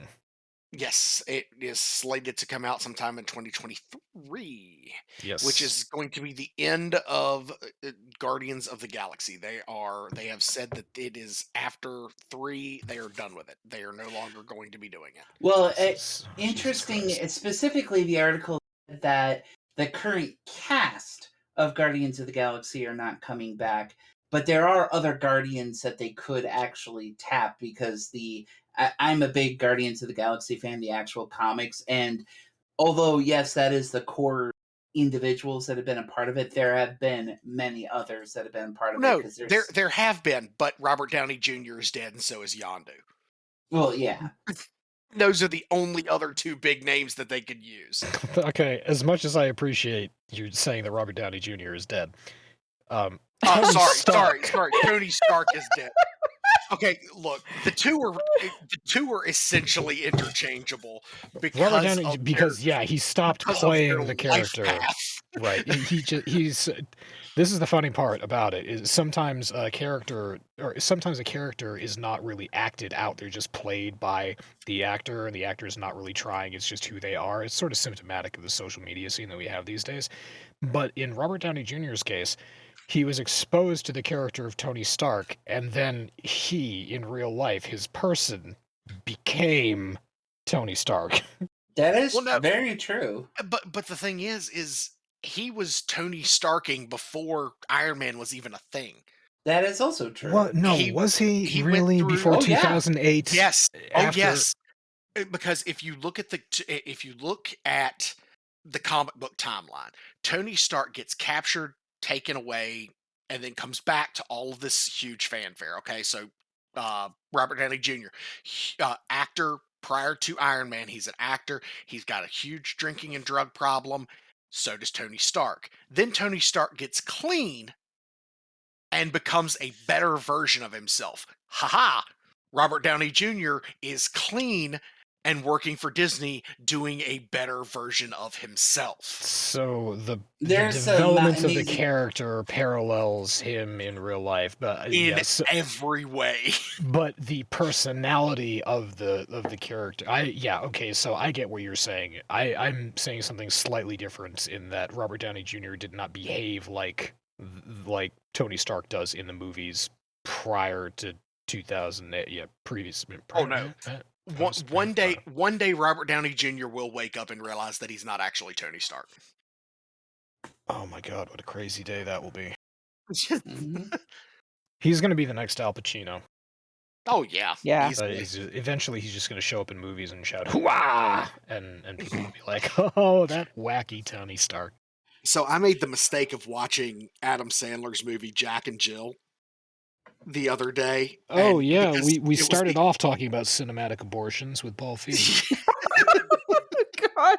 Yeah, that was another one. But Al Pacino is in this movie, and the ending credits of him doing the Dunkachino Dunkin' Donuts commercial is just they end with him saying, "Has anybody else seen this? Because if they have, they need to be killed immediately." Because Yep. it was awful. I It don't was know. awful. That whole movie was awful. But it was like a train wreck. I couldn't look away. Jesus Christ. Was it supposed to be like a serious movie? But yeah, No, not at all. No. It was an Adam Sandler movie. Of course not. It was supposed to be a comedy, but it turned out to be the kind of, there are different types of Adam Sandler comedies. There are some that are actually comedy. There are very select few that are actually comedies. And then there are the Adam Sandler films where it's like once every 5 or 6 years, he does a legitimate movie that is good, that he is good in, that is worthy of, some award nominations. But the rest of the time, he is just pumping out. He's got a Netflix deal. He is pumping out garbage for the Netflix contract that he has, and so they give him $10 million because that's one fucking hell of a budget.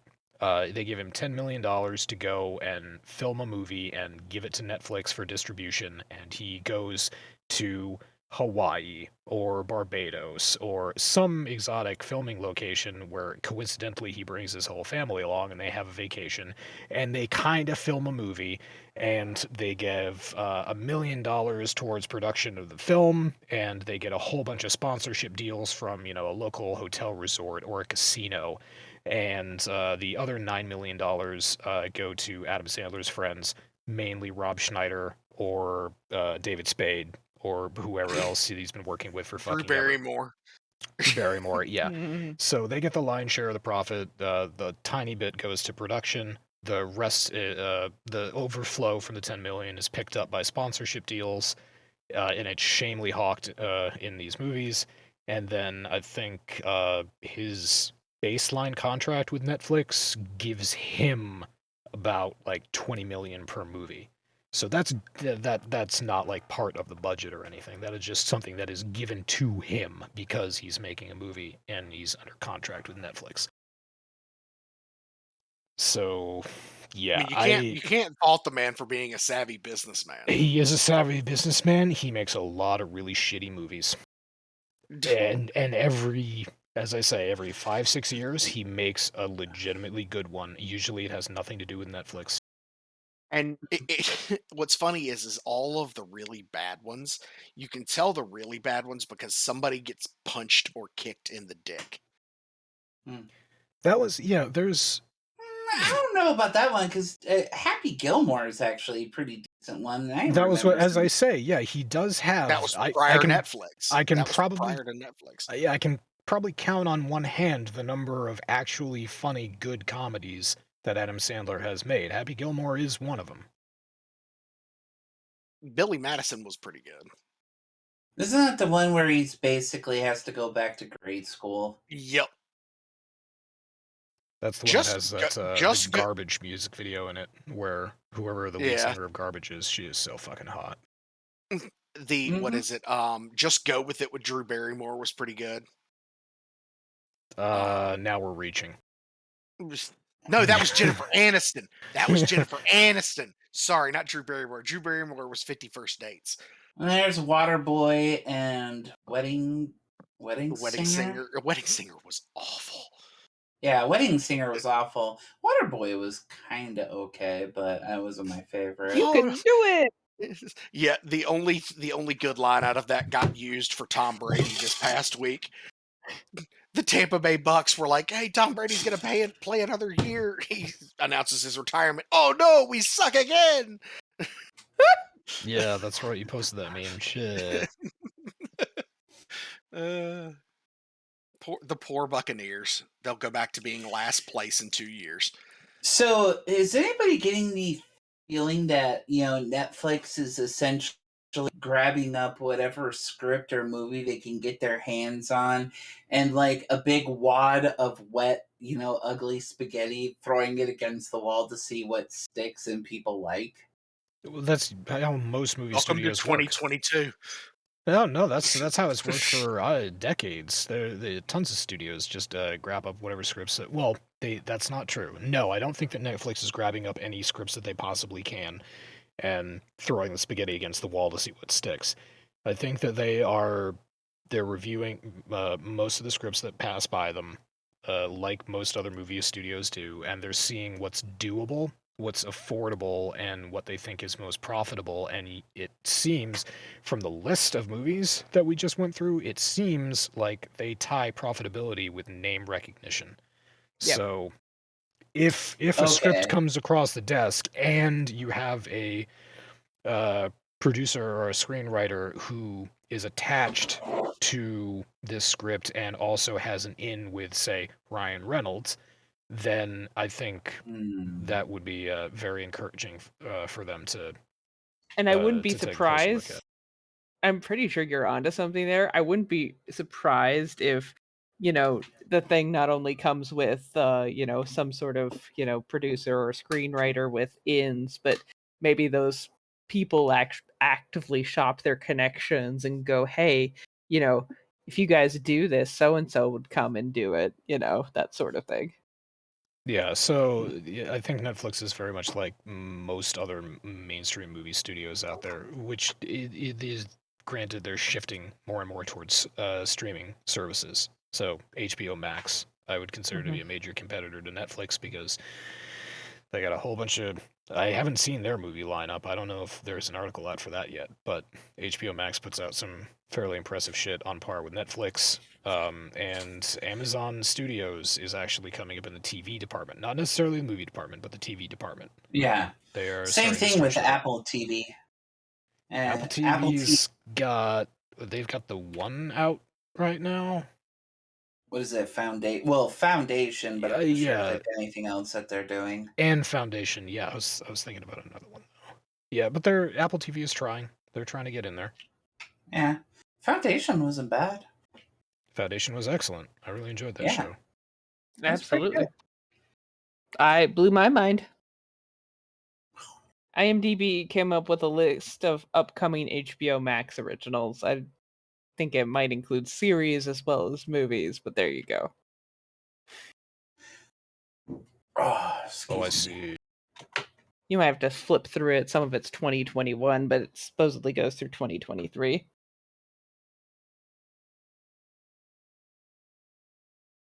Let's sort by release date.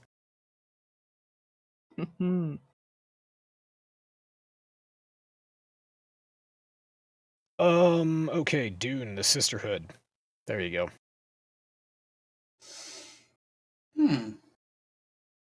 It's a TV series set in the Dune universe, which centers around the lives of the Bene Gesserit.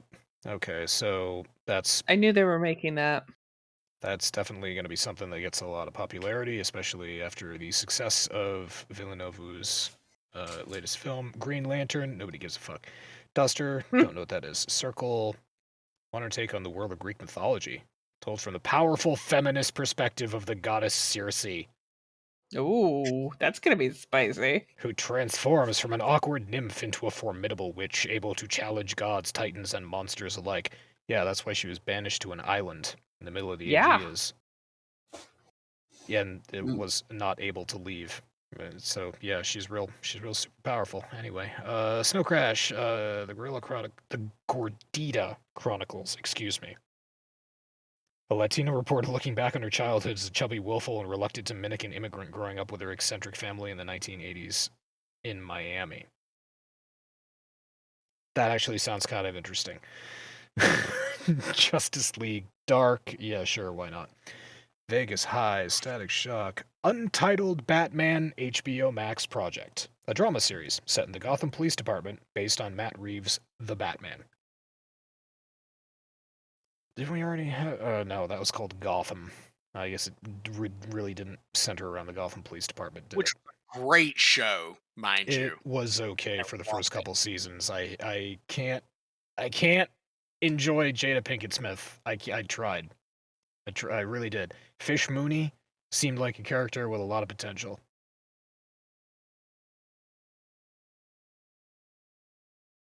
But young Bruce Wayne was a hoot and a half, and his teenage angst with young Selena Kyle was also kind of funny. So, good for him.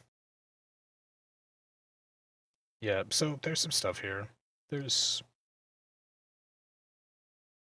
nothing really standoutish, except for the Dune stuff. Oh, Last of the Mohicans, a TV series based on the 1826 novel by James Fenimore Cooper. Huh. God, I The- remember that movie. Jesus Christ, that takes me back. Yeah, Last of the Mohicans. I actually read the book too. You want to make a TV series based on Last of the Mohicans? That's not going to be horribly, cripplingly depressing. Yeah, I know, right? We all know how it ends. Yeah. Christ. All right. But it's gonna be good drama. Yep, and now we've made it to Batgirl. Yeah, Batgirl. No, Batgirl. Hey, I wasn't hallucinating. I No. never doubted you for a moment. Well, when Brendan Fraser actually gets an acting job again. Oh, Yeah, and okay, Peacemaker. I saw this. I haven't watched a single episode of Peacemaker, but I hear it's really good. I don't care about the superhero crap. He was a fine. This is John Cena's character from the last Suicide Squad movie, which I don't know if it was supposed to be a reboot or a sequel. I'm pretty sure that it was just a remake, but whatever. He was a fine character between the two. He was a fine character in the movie. I don't really need to see him in a TV show. The show is actually really good, but for some reason, Peacemaker was invisible the entire time. I couldn't see a thing.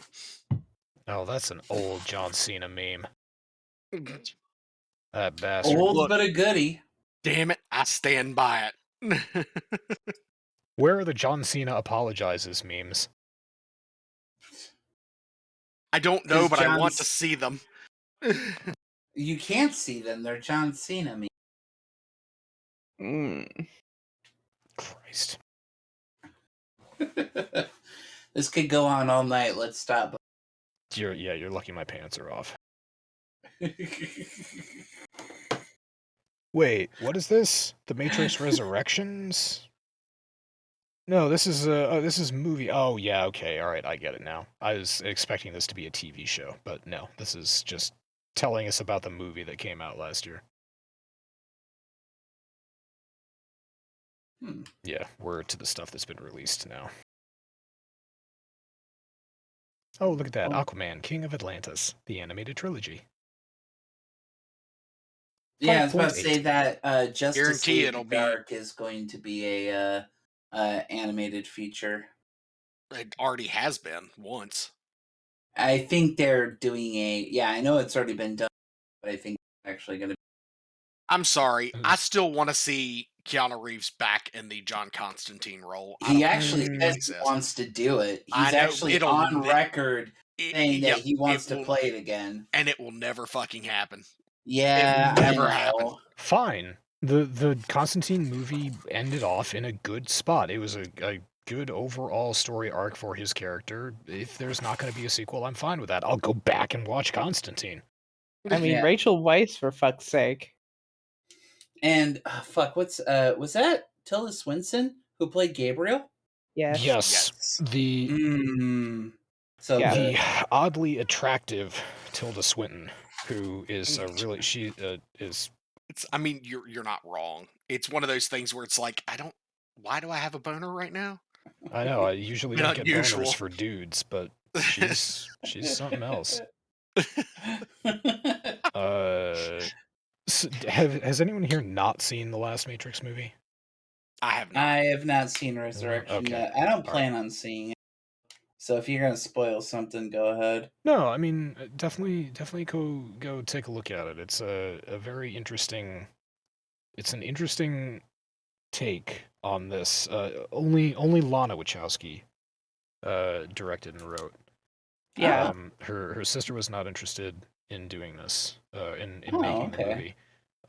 But there's an interesting situation behind Lana's decision to write and direct this. And there's an interesting story as to the process of how the movie came into being, and there's a really interesting story that's told in the movie. The reason I ask is because it's got a 5.7 on IMDb, which I completely understand, but it's difficult for me to criticize the movie. So I find it interesting. I think that it is worth a watch for whatever that's Okay. worth. Well, hey, I've been wrong about things before. Yeah, and then all the rest of that. All right. Oh, wow. So Yeah. I think we have beat this movie portion of the podcast to death. And yeah, and we just hit the 2-hour mark, so we really should stop. God. Yeah. It's time to be done with the podcast. All right, thank you everybody for coming along.